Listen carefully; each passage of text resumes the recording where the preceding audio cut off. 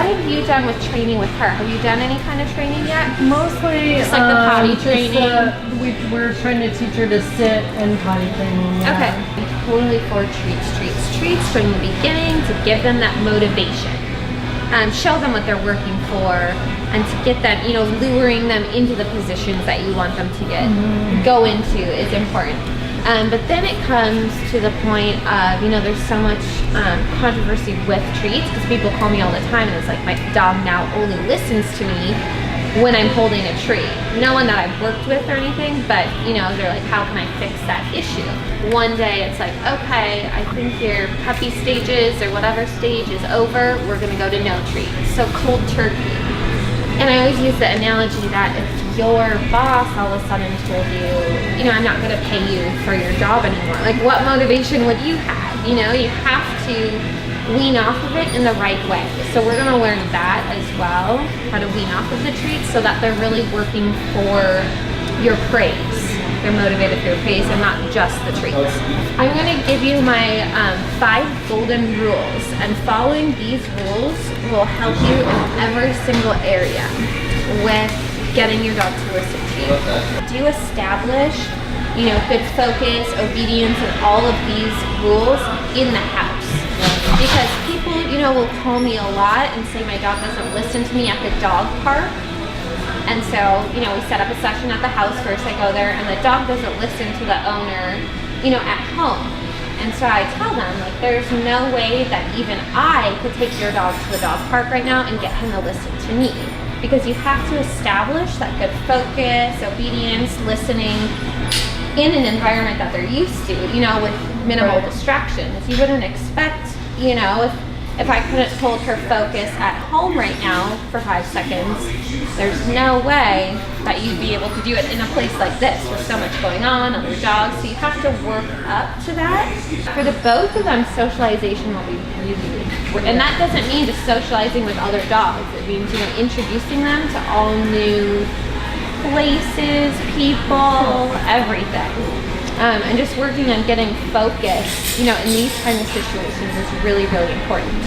So my first golden rule is to basically, that positive reinforcement is so powerful, but so overlooked. And what I mean by that is, you know, it sounds very simple. Okay, yeah, you praise them when they do something right, but it's just very overlooked. So a lot of times, for puppies especially, you know, when they're chewing on our couch, we're very quick to let them know that is not the right thing. When they're chewing on their bone or their chew toy, it's like, oh, thank goodness I have, you know, a couple minutes where I don't have to watch you, be on you like a hawk.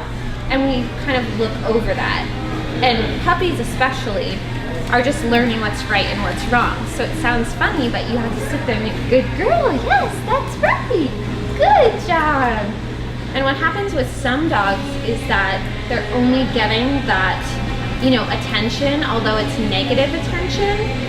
It's still attention when they are doing the wrong things, but they seek attention so much that they know that they're going to get some reaction or attention from their owner if they go and do the wrong thing. Giving that dog that extra push to get over that hump, like using a very motivating treat, helps. You know, if he's basically like, you're not motivating enough to me right now, you know, to get him over that and then consistently keep listening, it sometimes takes that extra motivation treat to get him there. Good girl, yes. Again, it's overlooked when she is sitting there calmly, very overlooked. The second she starts barking at that other dog, we'll let her know. So focus is the biggest tool. And I have a feeling he's probably stubborn about focusing, yes, right? He's like, oh, I don't. Yeah. If I don't focus, I don't need to listen. Yeah. Yes, good boy.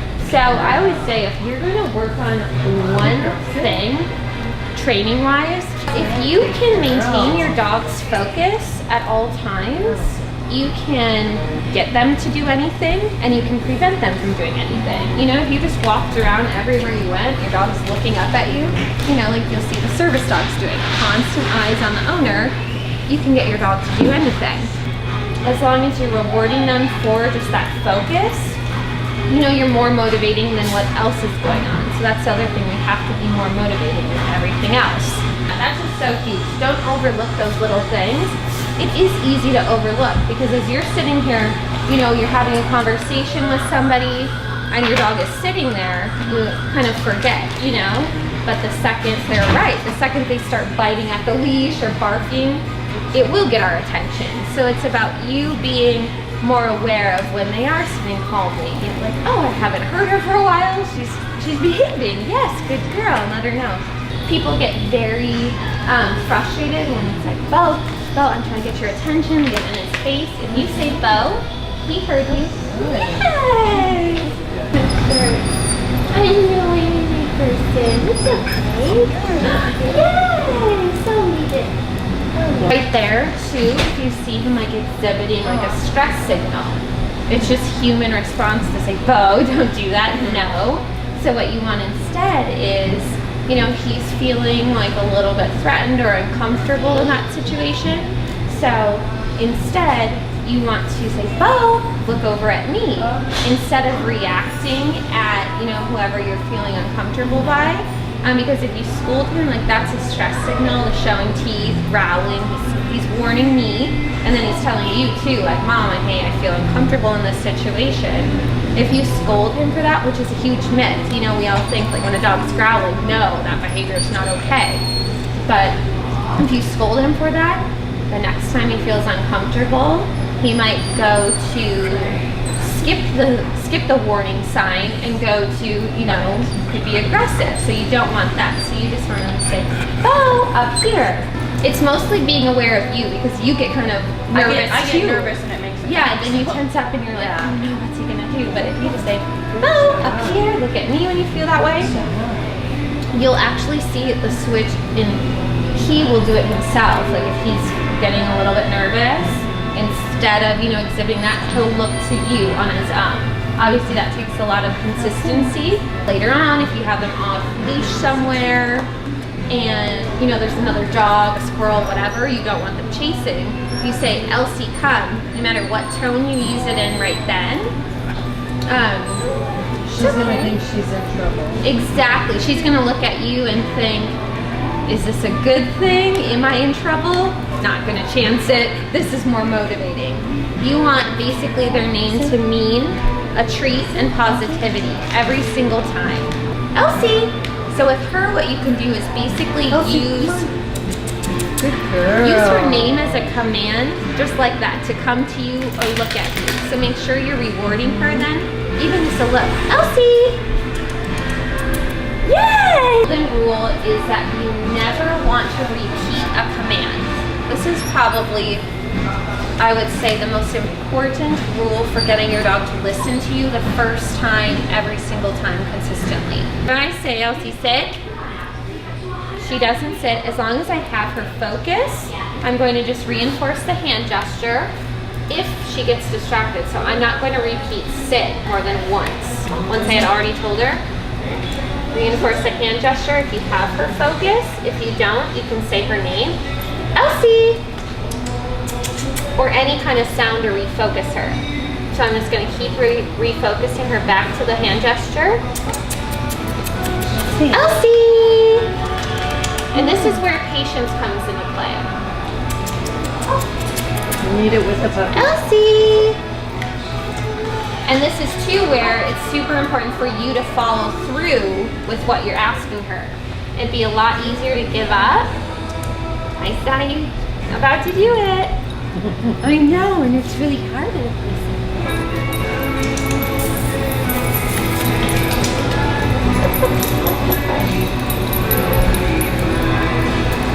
Yes! Good girl! But that's a really good example. Wouldn't she have forgotten that you told her to No, she doesn't. So it's really funny. I was just teaching a little Frenchie how to shake yesterday. So she's 1 and she's so incredibly stubborn, like looks away. And so I told her to shake, and it wasn't until 45 seconds later that she actually did it. And this whole entire time, her owner is like, there's no way she remembers. There's no way. Absolutely not. The second I just you know, we kind of were quiet and stopped calling her names, stopped with the noises, she puts her paw right up. So they absolutely know, and people often wonder, didn't she forget?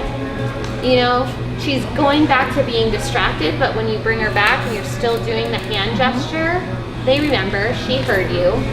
We also never want to push her down to sitting.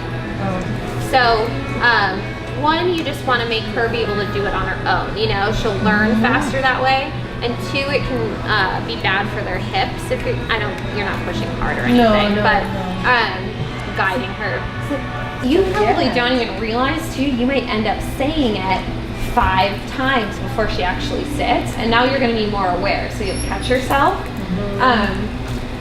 But if you tell her 5 times before she finally sits, you know, the next time you tell her to sit, she's going to think, I don't have to sit until I'm told 5 times. Or, let's see how many times mom will say it before she just gives up. That's why I say it's a little extra work in the beginning, because you have to maybe sit there for a minute, you know, to wait for her. But that time will keep decreasing because it's going to be instinctual for her. Okay, when mom says something once, she means it and is going to follow through with it. Sit. Yes, there you go. Yes. Oh, good girl. Now you got it. Sit. Yes. So yes is the word that I use just because it's short and sweet. They don't hear it all the time. You probably say good boy, good girl all the time. They're almost immune to that. So just yes, you did the right thing. Really, really helps later on with weaning off of those treats, because you're not going from total treats to nothing, because that yes is a reward in itself. I don't even remember the last time I've given my own dogs like a treat for doing a command, but I tell them yes every single time and their tails still are wagging because that's just the reward to them at this point. In the beginning stage of the training, you'll want to pair the treat with a yes every single time. So it's basically just like, yes, you did exactly what I asked you to do. She's listening to you. She's like, I think I'm getting it. I think when I put my butt down, I'm getting a treat. Sit. Yes. And that sit is already getting faster. Oh, good girl. Good job. So then my 4th golden rule is that redirection is key to shaping behavior. So with any behavior you don't want your dog doing, it's all about redirecting them to what's right. There's a reason behind why they're doing it. Just like with his, you know, showing his teeth, there's a reason behind that. So just telling him no may make him stop. Same thing with her if she's chewing on your shoe. Telling potty in the wrong place. Yeah, exactly. People always ask, like, what the heck? We were outside for, you know, an hour, and the second she came back in, goes. She'll continue to do that until you don't give her that opportunity. The reason that the crate is so effective is because it's like a little den for them. You know, they like to have their little den area, and a den should only be big enough for her to turn around in and lay down in. If it's any bigger, she'll deem one side of the crate as her den, the other side she can go to the bathroom in. You know, it's not her little area. What I suggest doing is not giving her, that's more about like limiting her boundaries for her to learn. Because if you keep giving her, like if she's biting on you, if you keep giving her the access to bite on you and not do anything, she's going to continue to do it. So same thing with, you know, the accidents. If she is continuously having the accidents the second she goes inside, take that away.